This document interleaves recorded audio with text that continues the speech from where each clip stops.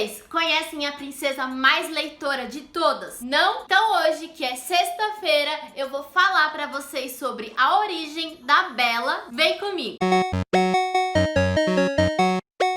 Oi, trouxos e trouxas do mundo todo! Eu sou a Vanessa Alves e nesse vídeo você não vai sair daqui até saber o ano, o lugar e o que raio estava acontecendo quando a nossa querida Bella, a princesa mais leitora de todas, viveu. A Bela e a Fera é um conto de fadas tradicional francês, originalmente escrito por uma mulher chamada Gabrielle Suzanne Barbot. Porque pra falar francês tem que fazer assim, gente. Lá em 1740. Porém, esse conto ele só ficou mais popular com a versão de 1756 de Jean-Marie de Le Prince, que era outro escritor, que resumiu e modificou algumas coisas ali do conto da Gabrielle. Para, Vanessa, já tá chato isso. Mas antes de eu te contar como que era a história original, já se inscreve nesse canal e ativa o sininho, porque aqui temos vídeo de segunda e de sexta, sempre meio-dia. Eu sou muito pontual e eu não costumo falhar com o horário. Então aqui temos vídeo de segunda e sexta, meio-dia,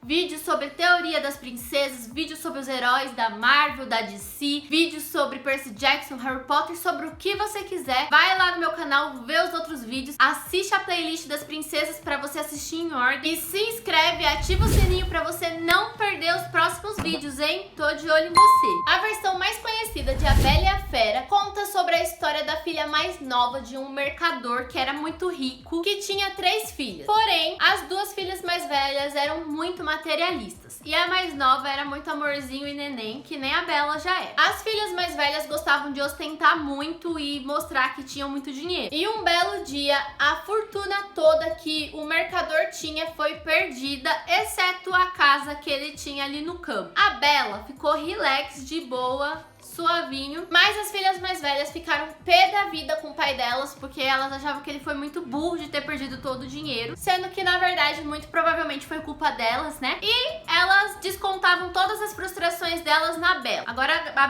a Bella tem culpa, né? Que o pai ficou pobre. Por que elas não trabalham também? Mas a Bella não, gente. A Bella nunca reclamava e sempre ajudava o pai dela como ela podia. Um dia o mercador recebeu umas boas notícias aí que teriam negócios muito buenos pra fora da cidade, e aí ele foi. Antes dele ir, as filhas mais velhas falaram pra ele que queria vestido, joia e tudo de bom. E a Bella pediu pra ele que ele trouxesse uma rosa pra ela. Quando ele voltava pra casa dessa expedição aí que ele fez, ele foi surpreendido por uma tempestade. E aí ele arrumou um abrigo ali num castelo bem longe da cidade, né? Como vocês já conhecem a história original. Só que o que ele não contava é que o castelo era mágico. O mercador, ele comeu e dormiu de boa vontade, porque o castelo fazia mágicas ali à vontade também, e tudo que ele precisava era servido ali pra ele com magia. De manhã, quando ele tava indo embora, ele viu um jardim de rosas e, lembrando do pedido da filha, ele foi lá cortar uma pra levar pra ela. Só que ele foi surpreendido, né, pela Fera, que é a dona ali daquele castelo, e a Fera fez a seguinte condição pra ele: se você não quiser morrer, você vai trazer uma das suas filhas. Então, quando ele chegou em casa, eu, se fosse ele, não tinha nem voltado lá, tinha fingido que eu nunca fui lá. Mas ele chegou em casa, contou para as filhas dele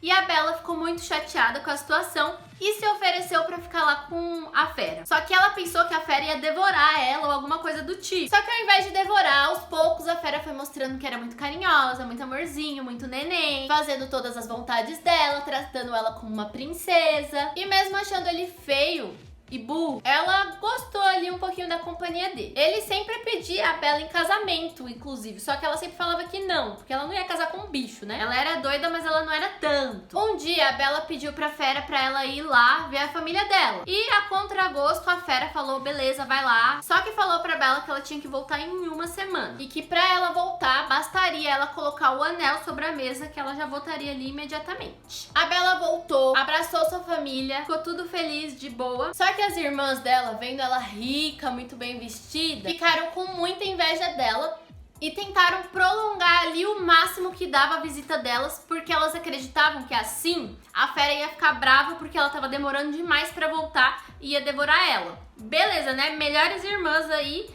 top 10 melhores irmãs do mundo. Elas estão ali no top 1. A Bella foi prolongando, até que ela teve um sonho onde ela viu a fera morrendo. Muito arrependida, ela pegou o anel e voltou. E quando ela chegou lá, ela viu a fera morrendo no jardim. Porque, basicamente, a fera tinha parado de se alimentar com medo que a Bella não voltasse mais. Aí, naquele momento que a Bella viu que podia perder a fera, ela viu que não podia viver mais sem ela e disse que amava ela e que talvez ela aceitaria, sim, o pedido de casamento dela, bem despretensiosamente. Mas assim que ela pronunciou essas palavras, a fera se transformou num príncipe, pois o amor que a Bella demonstrou por ela fez com que o feitiço se quebrasse, assim como no filme. Então eles se casaram e foram felizes para sempre. Essa versão ela não é tão diferente do que a gente conhece, tirando as irmãs dela, né, que mais parecem as irmãs lá da Cinderela, e tirando também que eu não entendo muito bem essa parte de como o pai dela tava no castelo encantado. A fera falou para ele voltar para casa, buscar a filha dele, e ele voltou para casa e buscou a filha dele. Mas beleza. Agora vamos falar um pouquinho sobre o ano e o lugar que se passam essa história. Galera, essa história ela é uma das mais óbvias, com as grandes referências de artes, falas e roupas no filme. Gente, aquela música Bonjour, bem no começo, já prova pra gente que a história se passa na França, num pequeno vilarejo da França, em torno de 1750 até 1795. Essa época coincidiu com uma das coisas mais marcantes que aconteceram na história da França: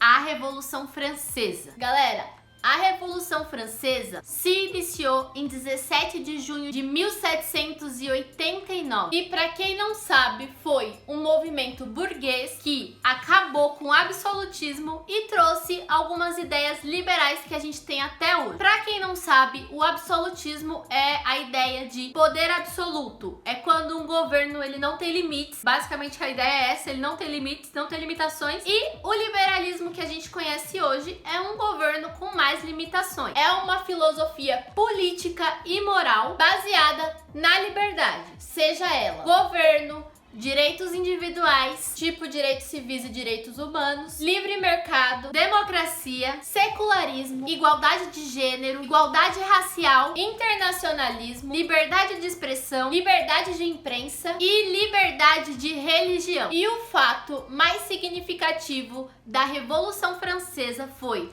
a tomada da Bastilha lá no dia 14 de julho de 1789, naquele mesmo ano, passado ali mais ou menos um mês de quando começou. E um mês depois disso, os franceses conseguiram concretizar lá, fazer a Declaração dos Direitos do Homem e do Cidadão. E a partir desse documento que a gente teve ali direitos iguais para todo mundo lá na França, e depois essa ideia liberalista saiu para o resto do mundo, né?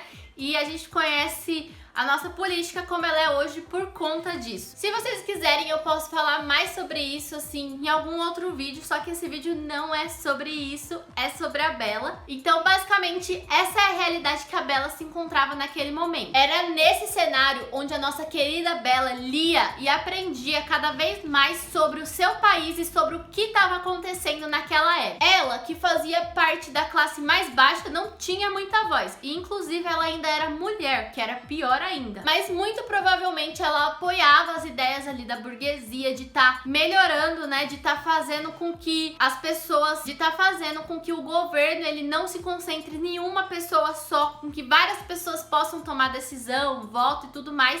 Com certeza ela era a favor disso, porque a Bella era muito à frente do nosso tempo. Mas um detalhe é que aquela pequena aldeia, né, aquela pequena vila, não tinha sido tão afetada quanto Paris estava naquela época. Agora, vamos para algumas teorias da conspiração. Com toda essa guerra ali de clero e burguesia, os pais do príncipe, que mais tarde virou fera, provavelmente foram mortos, porque, pra quem não sabe, tinham povos muito radicais naquela época da Revolução, que queriam mais que os direitos, que queriam basicamente exterminar ali as pessoas com mais poder aquisitivo, e inclusive os ricos ali, alguns reis, rainhas também foram mortos ou se mataram. Então eu acredito que não tenha sido tão diferente assim com os pais do príncipe. Provavelmente eles foram mortos. E aquele castelo era tão escondido e afastado ali da grande Paris, que era onde estava a concentração de guerra, porque eles não queriam que o único filho dele fosse morto. Mais um detalhe aqui que eu gostaria de mostrar é que a fada barra bruxa, né, que amaldiçoou o príncipe, também vivia escondida, assim como a fada madrinha da Cinderela. E eu tenho algumas teorias sobre ela mesmo em si, que a gente pode deixar para outro vídeo, porque são muitas, mas basicamente eu acredito que ela também já foi uma fada madrinha, mas ali, como caiu as fadas madrinhas, bruxaria não podia mais, caça às bruxas, inquisição ali, ela tava escondida e tava sem ter o que fazer. E provavelmente estava muito pobre, passando fome, porque ela bateu na porta dele pedindo ajuda, né? Pedindo abrigo,